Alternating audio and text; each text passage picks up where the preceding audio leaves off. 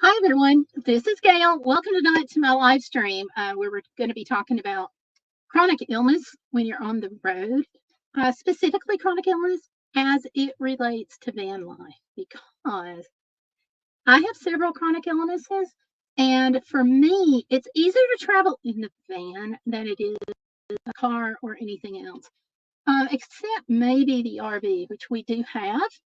It's just that the RV, I kind of think about that as being my husband's domain because we really got the RV so the two of us could travel a little more comfortably because he wasn't going everywhere that I go.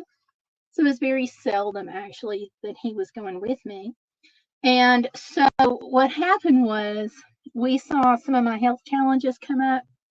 So we redesigned the van to make it more comfortable just for me, and kind of, I don't want to say we fully left him out of the equation, but he factored in a little lower down the totem pole, and that was his choice. To be honest, he did most of the work. So I am looking here for my computer mouse because obviously I'm out in the van, and I want to answer a question too about the stickers on the ceiling. I'll get to that in just a second. Let me pull this up because I want to be able to see your comments and see how you're doing and just kind of catch up with you. Let's see, I have two watching. So if you all want to jump into the chat, go ahead and jump.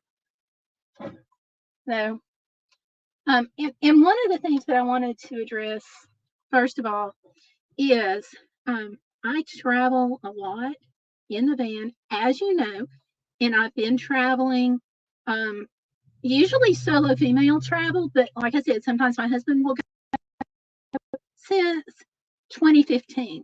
So I can't believe I've got almost 10 years of van life under my belt. And it's not just van life, it's van life with chronic health issues.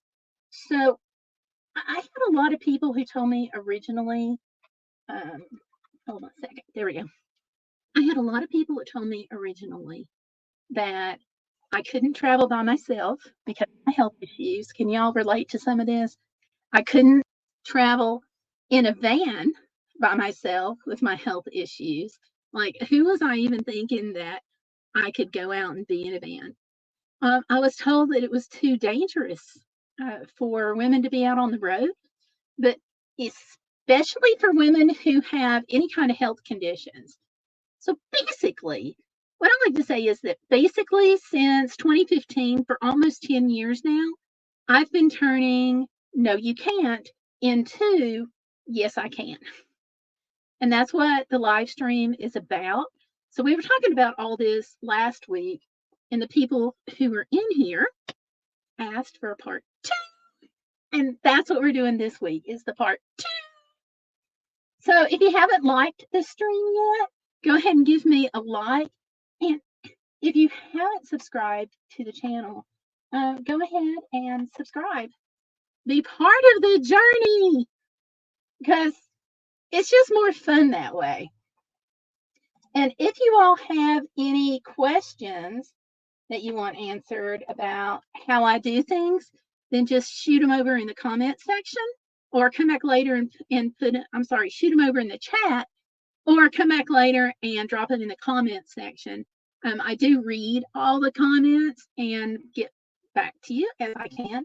So yeah, so I'm super excited to be doing this tonight.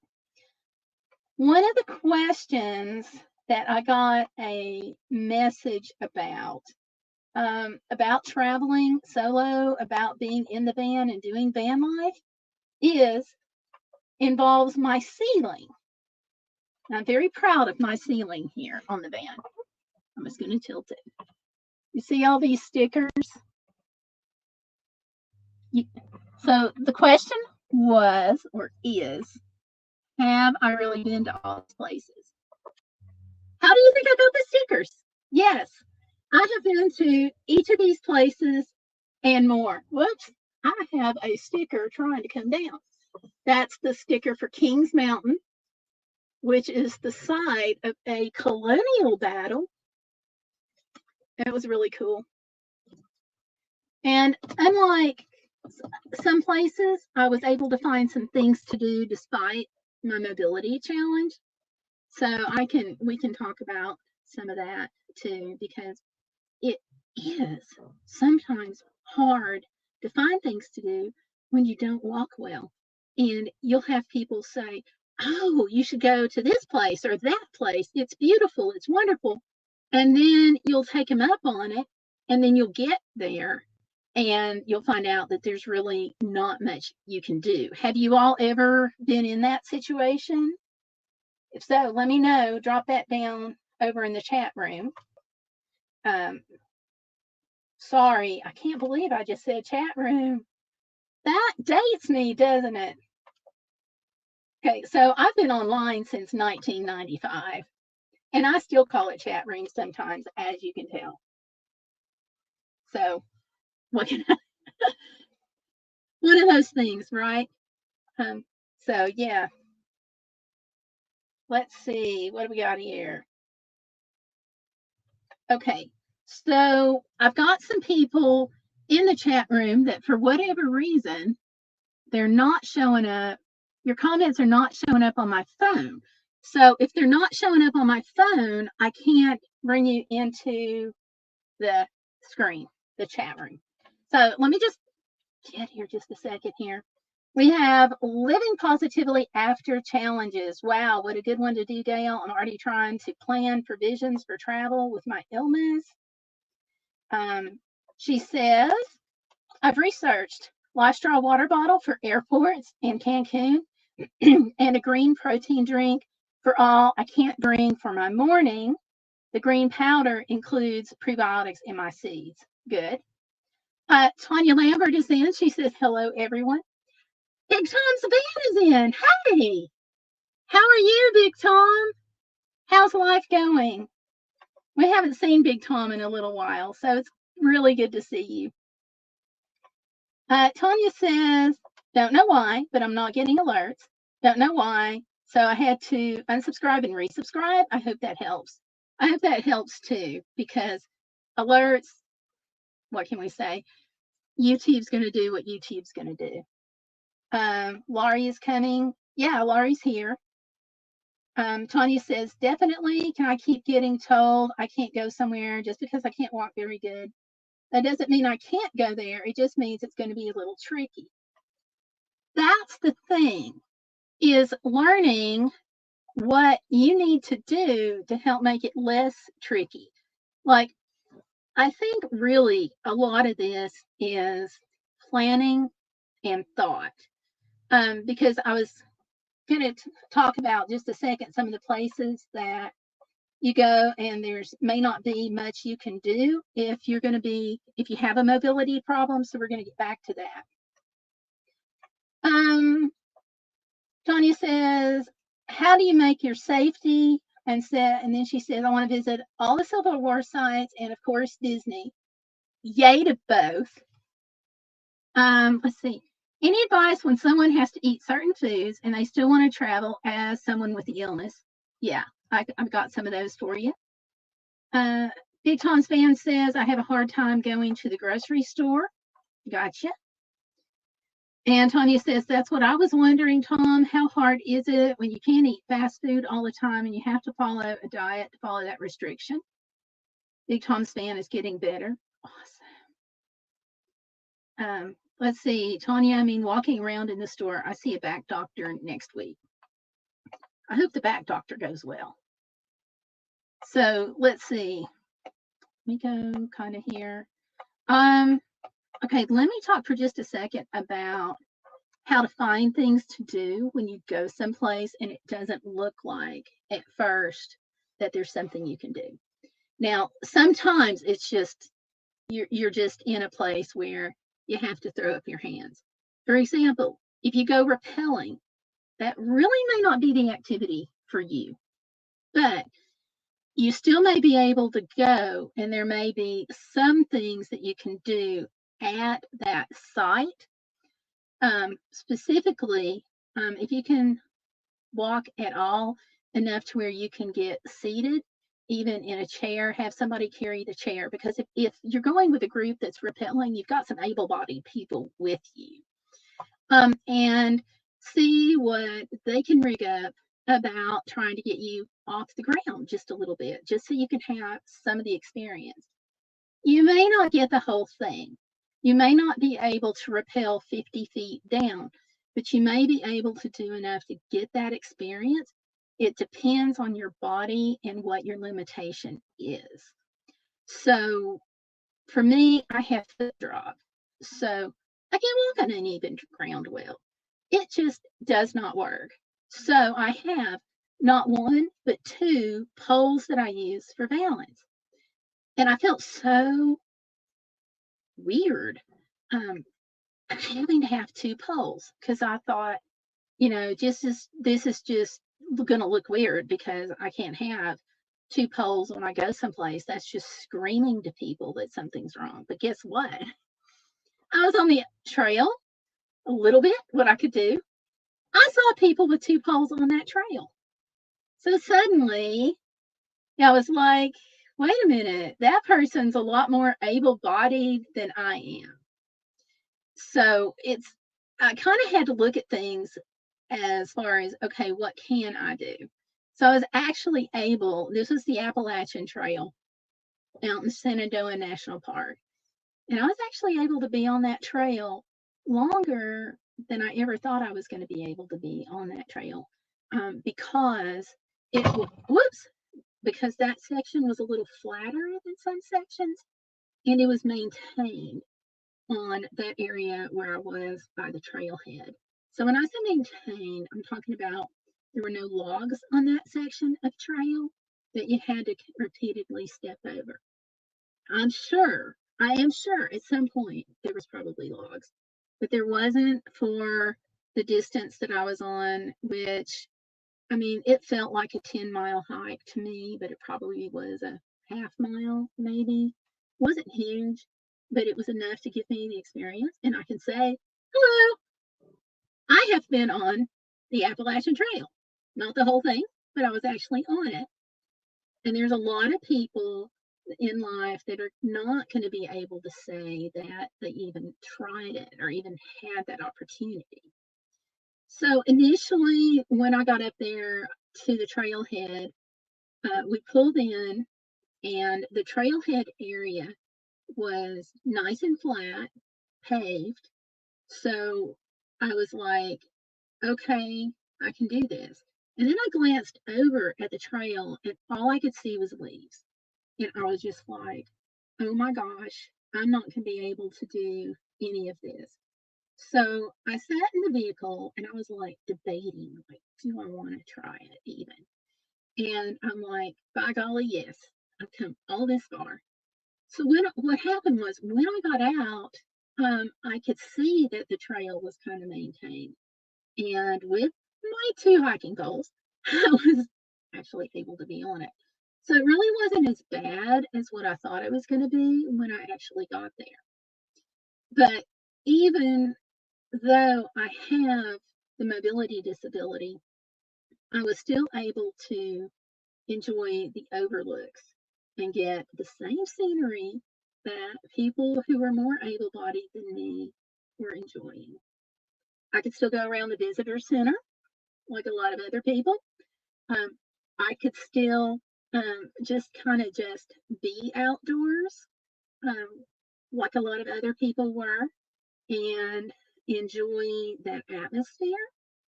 I was able to go over to the picnic area. So there was a lot of things I could do. So that has helped me approach a lot of places where I initially would have written off the ability to do. Like, okay, let me pick on Northeast Tennessee. There's this really cool place. It's the shortest tunnel in anywhere, as far as I know. They advertise it as being the shortest in Tennessee. Um, and it may actually be shorter than that. Anyway, when you pull up to it, the steps are going straight up. And I was like, okay, that one's out. because the steps were going straight up and there wasn't a hand railing. So then it's like, okay, what can I do to make it worth being here? And there's a stream. Okay, you pull up and you've got the parking lot over to the right, go through the tunnel, all like 10 feet of it. And there's a parking lot to the right where the steps are going up to the top of it's a railroad tunnel. And then directly behind it, there behind your cars, opposite of the parking area is a little creek. So I was able to enjoy the scenery, marvel at the world's shortest train tunnel, or at least in Tennessee. And I had the situation where I don't know if somebody had gone through before me or what, but there was like actually a little path going down the water. So I was able to do that. So I did most of what most people would do. Some people are going to climb those steps, but believe you me, most people are not. So in looking at the grand picture, I was still able to do what most people, were there that could do. That made me feel really, really good. It was partially the mindset of I'm here. What can I do? And I found that when you approach situations like that, you have a much better time. Let me go back over here to the comments. Let's see. Okay, we'll talk about safety too. Civil War sites. Grocery stores can be tough. So one of the things I found out, oh, Peter's in. Hey, Peter. I am praying for you, Peter. I have not checked email. I've had friends that have been in difficult situations for the past several days. So if you emailed me since like Wednesday afternoon, Tuesday night, I have not gotten it because I've just not been on. I've been AFK. So I will check this evening though. You are on hospice. Okay. All right, Peter, thank you for coming in.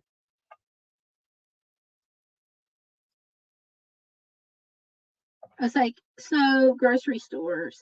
I went to grocery stores some when I was on a walker. And fortunately now we have a lot of the, click, what do I call it, Instacart and so forth, where you can just place your order and they'll pull it, deliver it to you. But when I was on a walker, which was when, let me back up.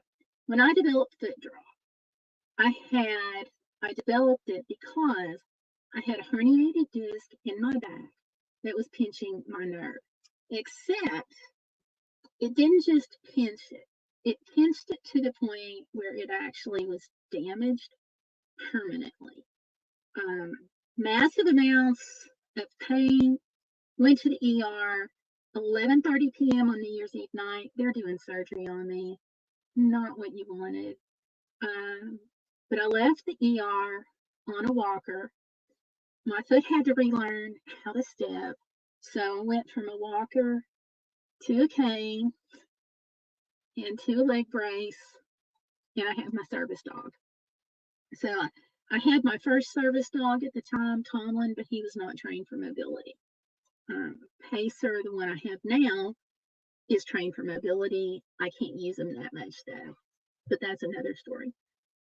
So when I was on the walker, I actually got to go to the store some, not immediately, but after a couple of weeks when I got where I could stand up, because maybe to look at during surgery, my spinal column, there's a sheath that covers that, and somehow or other that got torn during surgery.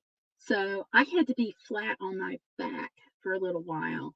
And even when I got home, they're like, do nothing.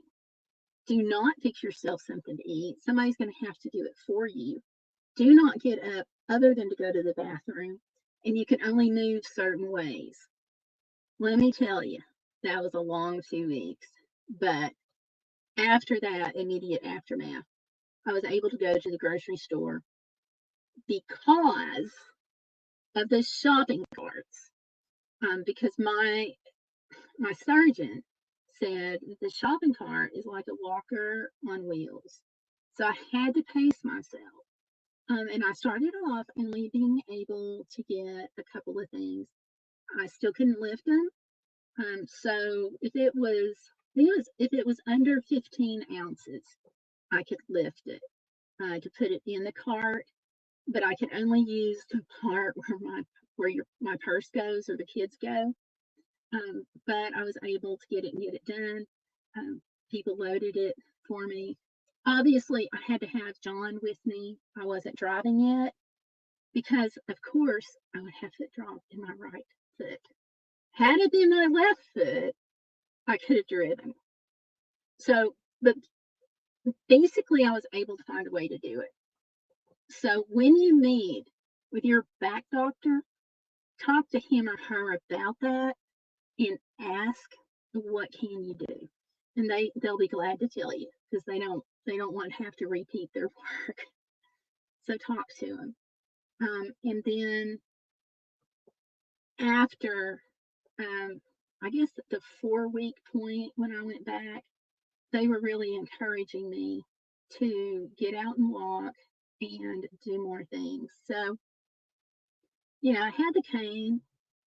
Sometimes it helped more than others because I still fell with it sometimes. But just being out, like the mindset, really helped. That experience was formative in developing the mindset of, if I can't do this, what can I do? So there may be more than what you think you can do after you talk to your doctor and figure out how you can do it, if that makes sense. Which I hope it does. If it doesn't, let me know. I can muddy the water a little more. Let's see. Stairs are your enemy. You use target drive it. Yeah, stairs are not fun. Even for me now, I don't do stairs. Um, I have, since foot drop, I have problems feeling the ground. So if I step on something, I don't realize I'm stepping on it. I can sometimes, depending on like where it is with my foot, but like if this is my toes, let's say, and this is the padding right behind my toes, I can't feel till I get about the middle, close to the heel of my foot. So I've got all of this space where I can't feel anything. And so naturally, what do you do when you get on a step? You put your front of your toes, front of your foot on the step. So I don't do steps. They have these wonderful things called elevators, which work most of the time. And I did have a problem before we moved. I was going to college, and I did have a problem there when the elevators were out. So I got on the phone and I messaged my professor, and I took a picture of the out of order sign, and I said, "Hey, I'm not coming to class today, and this is why. I'm here. I just can't get there." And so she was very, very nice. She said, come to room number 10 something. And she met me down there after class in her office. So a lot of times there's workarounds. I have heard, I didn't do this, but I have heard of somebody who went to the doctor and their elevator was out, and the doctor actually was able to come down and see them. I guess they took a corner of the lobby or something. I don't know how they did that, but I just know that that's what they said. And we were talking about it at school when the elevator was out. So it's also been a little while.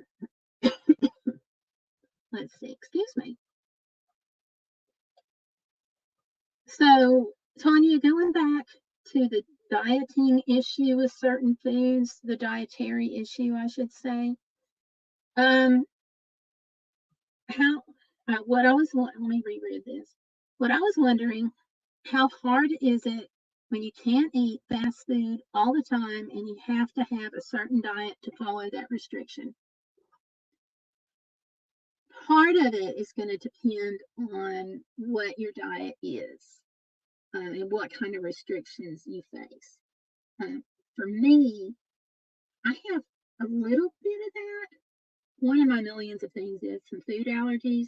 I'm allergic to onions and avocados and seafood, so no shrimp. Onions are hidden in everything, and avocado is pretty easy for me to spot. That makes it difficult for me to do fast food sometimes at some restaurants. Like, I don't trust McDonald's not to put onions on my hamburger. Just because it asks for it doesn't mean it's going to happen that way.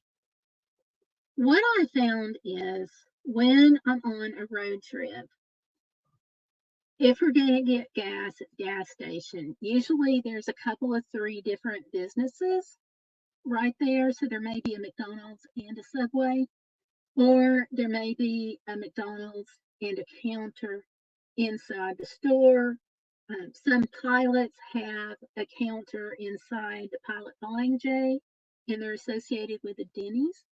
That gives more options, but I'm not really having to, stop and track something down too much. Um, I have also found when we stopped, uh, there's don't write off the counter immediately or the grab and go without going to look. My husband has been able to get sushi at a gas station. Now, am I going to eat sushi from a gas station? No. Even when I wasn't allergic to seafood, I still don't think I would have done it. But just that they had some odd things that you wouldn't expect. So they had sushi, cheese and cracker or cheese and pretzels they've had. But I was able to get a really nice hummus platter at, I can't remember it. That brain cell just died, but it was one of the convenience stores on the road, and it was hummus, but it had a couple of vegetables and some little dried fruit. And it was a pretty nice little box. So I was able to get that, and I was pretty happy with it. Most stores also, the convenience stores, will have like an array of drinks. So milk, juice, monster shakes, sodas, water, pretty much anything that you would want in that direction. So that may help. I also take a lot of food with me when I travel. I actually did a live stream on that, and I can look for the link if you want to see it on like what canned foods I take. So look at that when you're going to be traveling. Think ahead to what kind of canned foods can you do? What kind of envelopes can you do? I do potatoes a fair amount when I'm on the road. I actually will take those potatoes and make them more liquid and make a soup and toss in some cheese and some vegetables and have a pretty nice little potato soup, even though I'm on the road. Starting off with a little potato packet, throw a little can of mixed vegetables in it, and do the potato packet and throw in some cheese. I'll do that a lot. So look at things like that. What can you eat at home, and what can you find on the road? You can, like, if you need a low salt diet, McDonald's will allegedly do a low salt. They just won't put salt on your burger, and they'll cook your fries separately, and they just won't put salt on the fries. So there are some adaptations that you can do, potentially. So kind of make a unofficial / official list of what you can eat, and then start looking around and paying attention. Look at online menus, look when you're out, things like that. I also will go to a grocery store. Uh, Walmart has some really nice sandwiches. They also have the lavash, which is little circles. It's like a kind of like a tortilla almost, that's stuffed with like lettuce and turkey and cheese and stuff like that. So they have those. So yeah.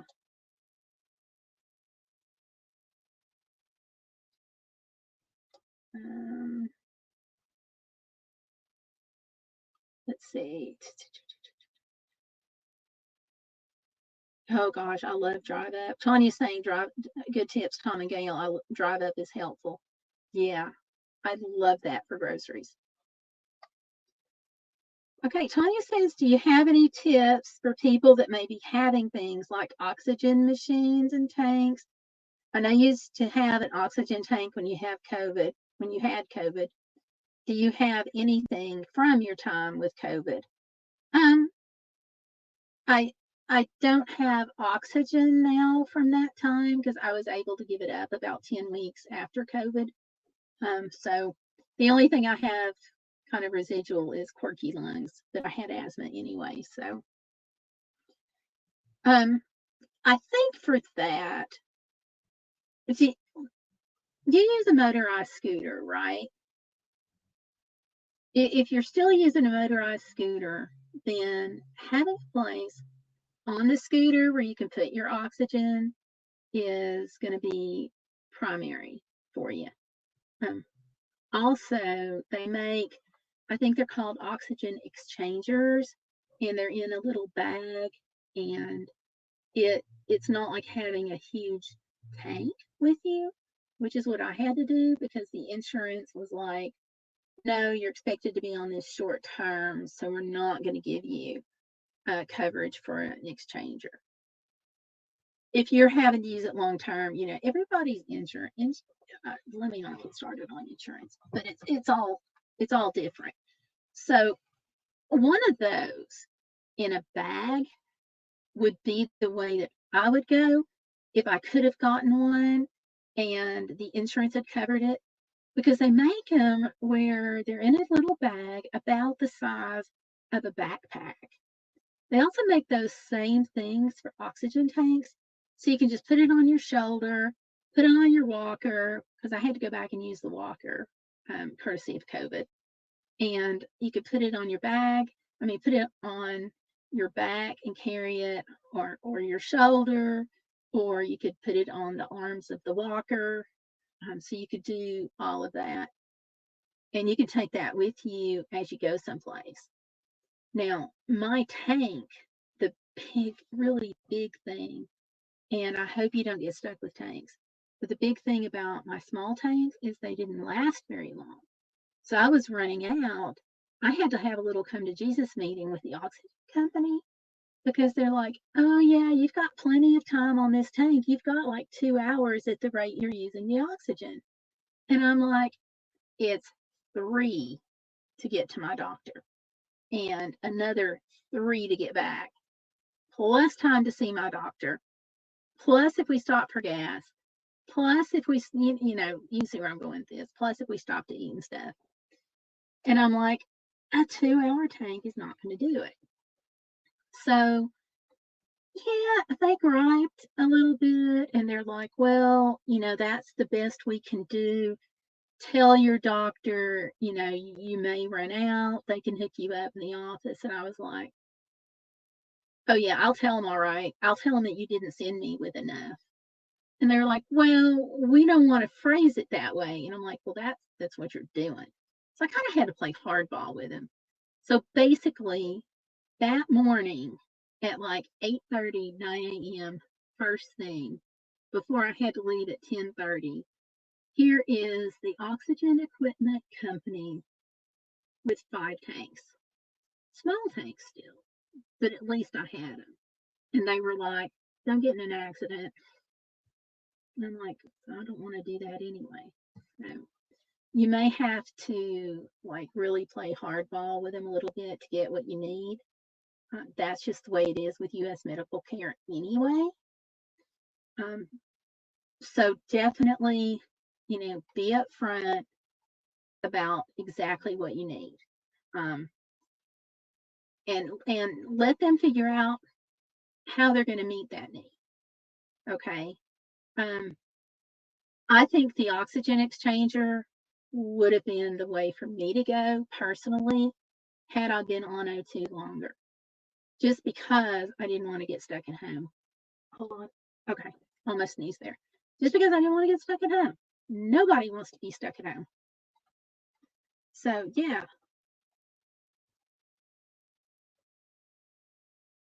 Thank you, Tanya. I forgot to say, don't forget to like and subscribe and all that. Um, okay, Tanya says I'm not on oxygen, but some listening may be. Glad for that. Glad you're not. Let's see what's do you use filtered water in the van? I actually do two things. Where is my cup? I don't have my cup. Hold on. Okay. I don't have it at arm's reach. Oh, it's down. Okay. So I have two things. I have a Brita pitcher, and I also have a filtered water bottle. And I love that thing. It's Phillips.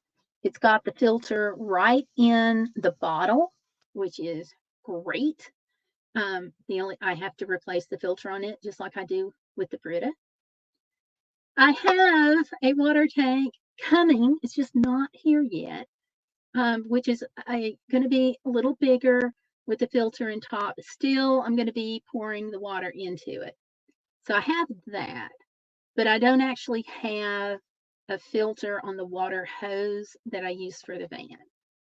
I keep saying I'm going to get one. We have one on the RV. I just don't have one in the van. That's just because it's a little bit of a hassle to deal with. So my answer, my workaround is those three things. The water bottle, I really like it because it goes where I go. So if I want to go out somewhere and I'm away from the van and the water tastes terrible, I'm filtering it. So, and I can drink straight out of it. So I really like that. It's not big enough for like everyday use. If I'm making a pitcher of tea, I'm going to use that Brita filter, or the tank once it finally gets here. So super excited about it. So yes and no. Do you use a filter, Big Tom? And if you do, what kind do you use? I'd like to know that, because Brita is good, but it's something else to carry around. And my Brita pitcher is kind of big.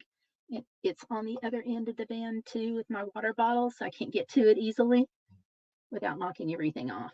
But I'll make sure I have it within arm's reach and can show you next week. So, but that's what I do. I got the Phillips water bottle off of Amazon, and it wasn't super expensive. Let me see if I can pull it up right quick and what I paid for it, because it was a lot cheaper than I expected it to be. A few years ago when I got them, they were pricey. Okay, so Amazon doesn't want to come in on my phone, on my computer. Why is it not coming in? Okay, so Amazon's not coming in, but I'll look it up for next week. I want to say it was like $8, but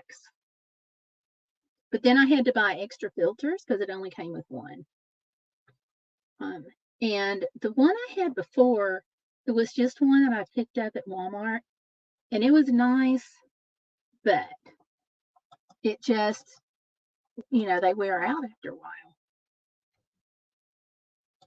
But I had it for a while. Let's see what's going on here. My filter, am I buffering? I hope not.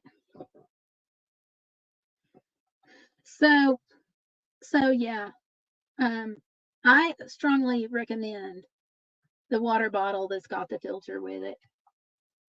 Cannot overstress that. And honestly, Tanya, you're looking at traveling too. If you were looking at going to Walt Disney World, oh my gosh, the water is terrible. They know it. This is not a secret. It tastes better at Walt Disney World than other places. Get you a water bottle and filter. Just saying. You will be so happy. So let's see.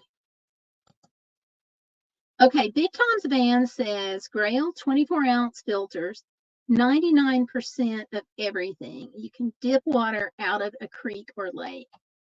Awesome. I have not opted for that because I with the bottled water, I just go ahead in the van. I just go ahead sometimes and buy it. I don't trust creek water. I might if I had this bottle. So that's good to know. And you like that really well, I guess, because that would be good.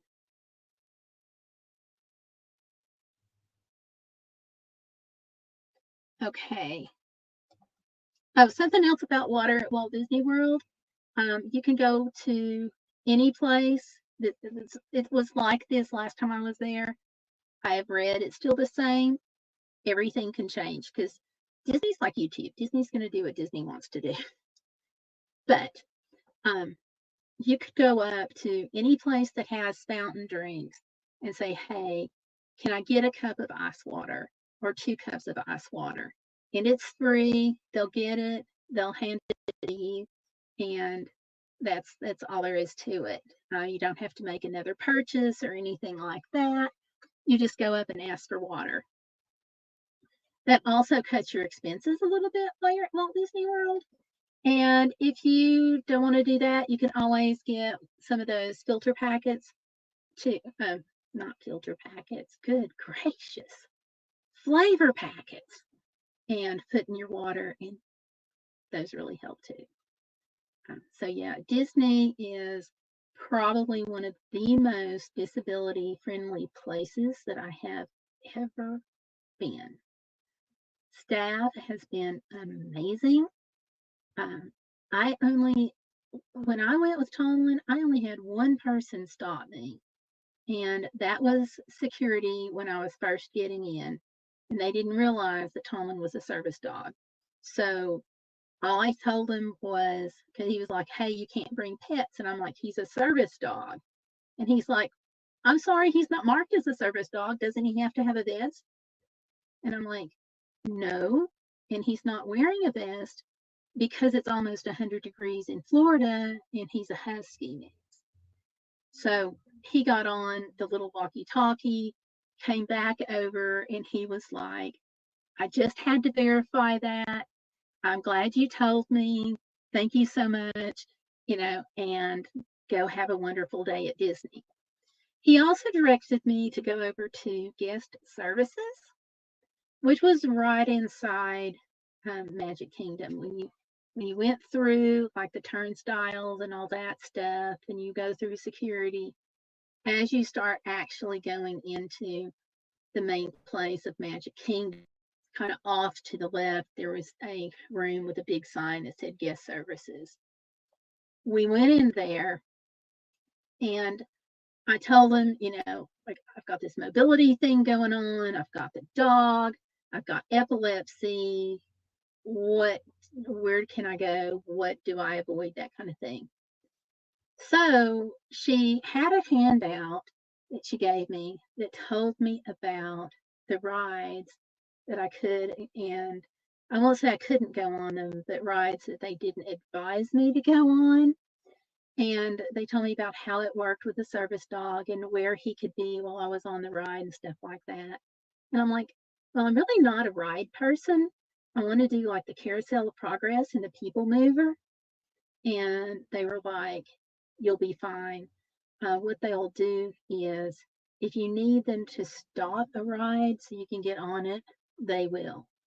And they'll give you this list and tell you like all the ins and outs.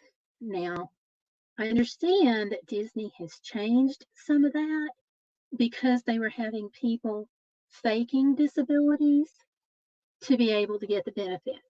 So now they have this thing where if you fake and you're caught, you get a lifetime ban. You don't go to Disney anymore. Too bad. But go in and talk to them and tell them what you're up against and let them help you come up with a plan. They're super. And you can call them ahead. You don't have to wait till you get there. And they were great.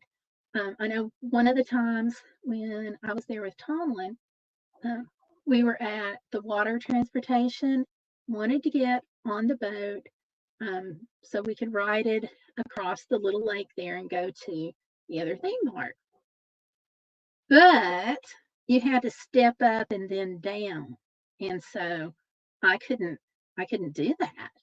And the guy, the attendant, the representative, whatever you want to call him, was really nice. And he's like, there's another boat coming behind me. It's supposed to be like X number of minutes. Let me call them just to make sure they're on time, because sometimes they get delayed for various things happening, and see how long they're coming. And so basically he went ahead and did that. And basically my choice was he could try to help me step up and then step down into the boat, or I could wait I don't remember, 6 minutes. It was around, let's just say 5 minutes. Or I could wait for the other boat to come at around 5 minutes. And so by the time we're having this conversation, I see the boat. And I'm like, I'll just get that one. So it all worked out. But I felt really bad because I was holding him up, because I was one of the situations that would hold up a boat. But super, super, super people. Just going way out of their way to be helpful. So let's see what else we got. I have a disconnected computer. Why is my computer disconnected? All right.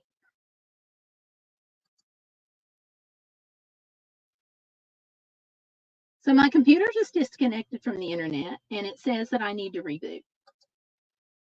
Let me see if I can reschedule this.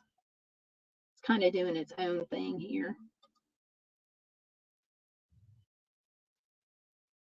This is crazy.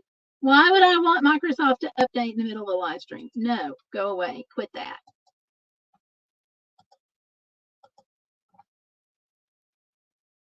Okay, it's doing its thing here.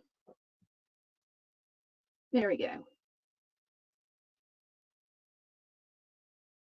I hope I am not buffering with you all. I'm supposed to be on 2 different networks. I'm supposed to be on Google Fi with my cell phone and home internet with my laptop. So I hope I'm not having the same problems. Hey, Busy Lady is here. Hey, Busy. I didn't see you come in. Okay, Big Tom's Fan says yes, it's $90, but the only one certified for any water, that's his water filter. I'm going to check into that. That sounds really great to have. And let's see. Let me see. She says, I was talking to Gail. Okay, let me see let me see if I can find what you said, Busy.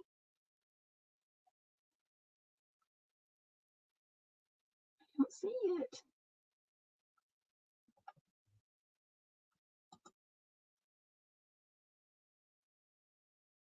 Okay, Busy. Oh, you said hi. Okay. Hi, Busy. Busy says, where are you? I'm in the van. I'll be in the van next week, too. Actually, I'll be on the road somewhere next week. So,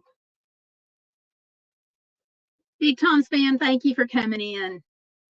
It's been really great seeing you. Thank you. And thank you for the heads up on that water bottle. I'm going to check that out.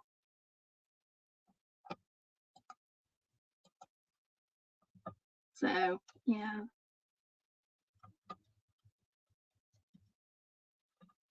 So I'm sorry too, Tanya.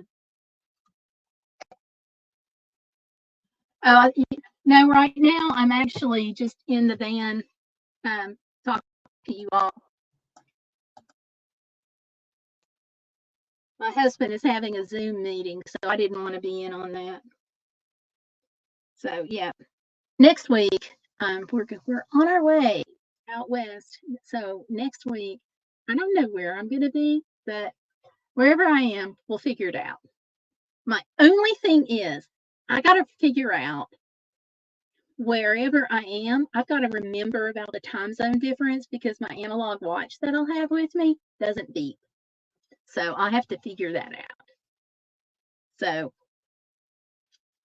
fingers crossed. I'm sure it'll work out though. So there's I'm so excited because my grandbaby has a birthday coming up in 2 weeks. 2 weeks from today is when her party is. So her birthday is actually almost in midweek. So I can't believe she's going to be 2. I just cannot believe already that she's going to be 2. What can I say? And Pacer's got a birthday coming up too. He's going to be 3.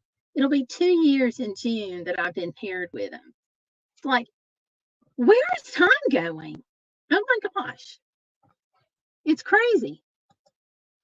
You know, because like sometimes it just moves so slowly. And then it's like it just rockets, you know? Y'all know what I'm talking about. Anyway, so yeah. Happy 420. I forgot about that. Oh, happy 420 to you too.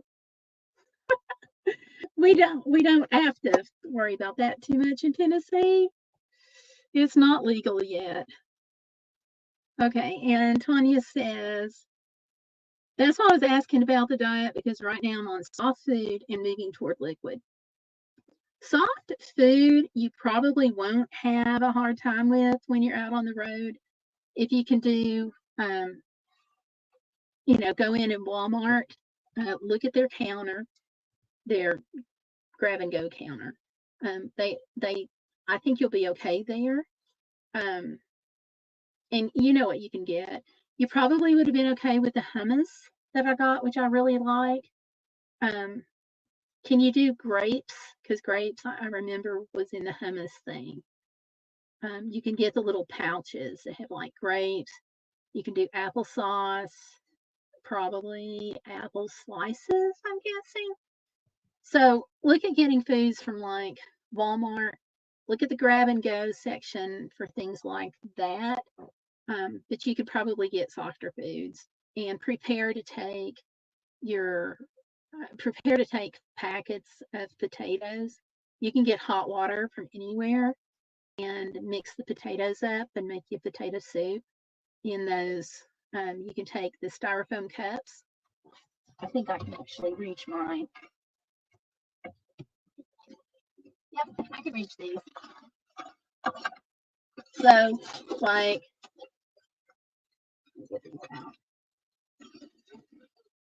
I just couldn't reach the water bottle over down there.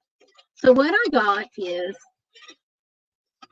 travel cups, the styrofoam cups, like you can get really anywhere.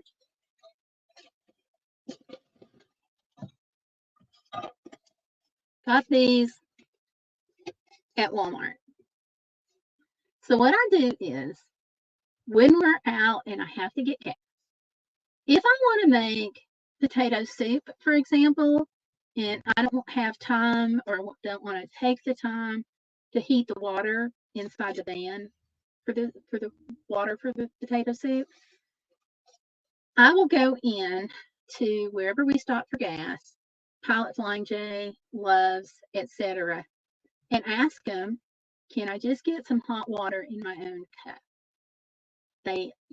I have never had them say no. So I'll get hot water, come back in the van, mix up my potato soup right here in this cup, put the lid on it, and then I can either drink it or get my spoon out and eat it. So it's one of those little tips, tricks, whatever you want to call it, that really makes life easier. So that's what I do. And of course, hot tea, hot chocolate, anything like that you want to do right there in that cup.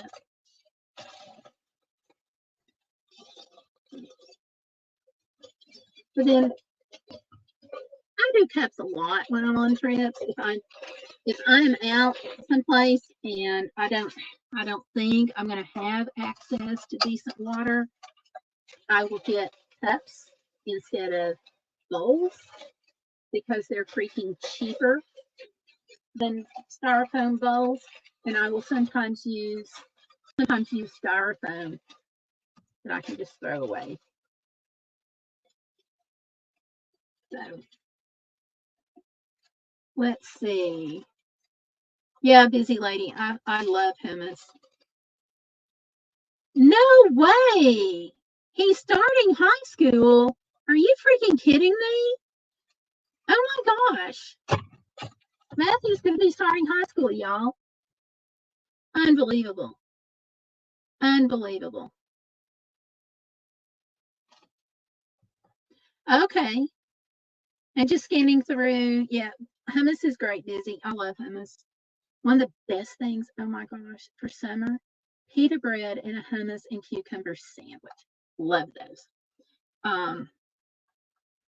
Okay, and Tanya says that living was nice to send her a blender and a stick blender. Very nice. Okay, remind me of that. I do want to be in prayer for you, so remind me, send me a message about that. Because I don't think I had the date. I hope they can find something they can fix too. Right now I'm doing things that are putting a yogurt consistency and it hasn't gotten stuck yet. So, okay, you say pudding. Pudding you can find. So you're not going to have a hard time finding pudding, I don't think, because I see it frequently when we're out at the convenience stores. But that's something too that's really easy to bring with you, the little cup. My chair has got a sharp spot on it, so excuse me for wiggling around on it so much on y'all. But pudding you can find, pudding, jellos, anything in those little snack cups, you won't have a hard time. I've seen fruit, I've seen applesauce, hummus. They usually sell yogurts. A lot of the, almost all of the hotels have yogurts too if you go spend the night somewhere. Scrambled eggs you can get at the hotel usually. Yogurts pretty much anywhere. Potatoes pretty much anywhere. If you can do chicken salad, they make those little cans of chicken salad. I really like traveling with those. Let's see. So things like that, if that's helpful at all. Milkshakes you can get most any restaurant. So yeah. She hasn't gotten the food yet. That's why she wanted the stick blender so bad. Well, I'm glad you got it. So that's good. So all right, you all. Okay, well, I want to thank you for hanging out with me tonight. Really have appreciated it. Yeah, I got it.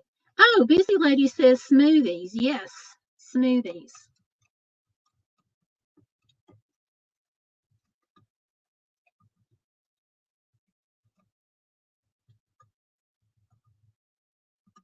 So smoothies would be good.